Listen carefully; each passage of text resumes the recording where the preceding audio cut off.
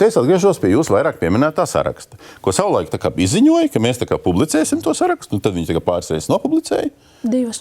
Pie tam eksportētāju, ne importētāju sarakstu, jo tur atkal bija kaut kādas juridiskas konstrukcijas izdomāts. Un tad nomainījās valdība. Pazuda. Tā ir jūsu interpretācija. Nomainījās valdība.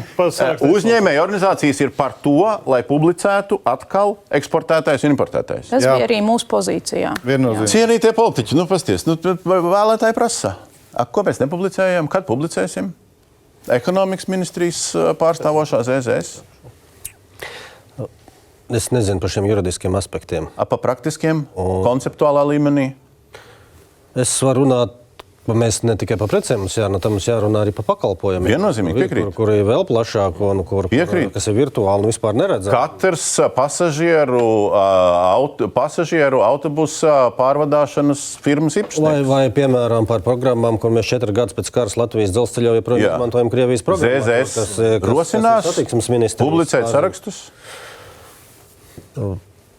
Ja pārējie piekritīs, es domāju, ka to var rosināt. Bet, rosiniet, to jau redzēsiet, viņi Piekrītam. Progresīvie rosinās, satiksmes jomā. Protams, piekrītam, publicējam. Visu.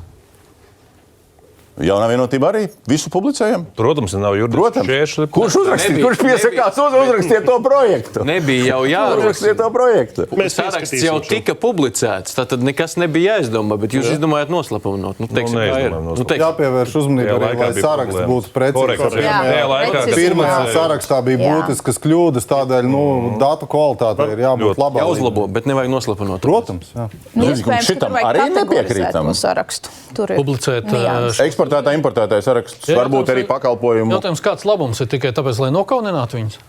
Tas, ko es teicu, tu redzi, kas tā pa kompāniju, un tu izvēlies, vai tu ar viņu sadarbojies vai nesadarbojies. Citādāk tu nezini.